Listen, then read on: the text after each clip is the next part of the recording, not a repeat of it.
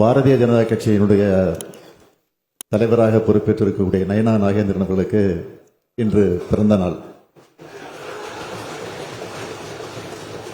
அவரை பொறுத்தவரையில் கட்சி பாகுபாடின்றி அனைவரிடத்திலுமே அன்போடு அமைதியோடு பேசக்கூடியவர். அவர் கோபமாக பேசி நான் இதுவரையில் பார்த்ததில்லை.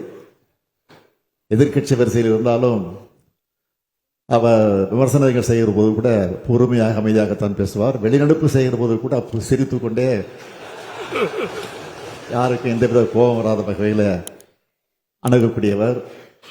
அப்படிப்பட்ட ஒரு சிறந்த அரசியல்வாதியாக விளங்கி கொண்டிருக்கக்கூடியவர் 64 முடிந்து 65வது வயதில் அடியெடுத்து வைத்திருக்கிறார். அவருக்கு என்னுடைய சார்பில், அதே போல திராவிட முன்னேற்ற கழகத்தினுடைய சட்டமன்ற உறுப்பினர் சார்பிலே, அமைச்சர்கள் சார்பிலே என்னுடைய வாழ்த்துக்களை தெரிவித்துக் கொள்கிறேன்.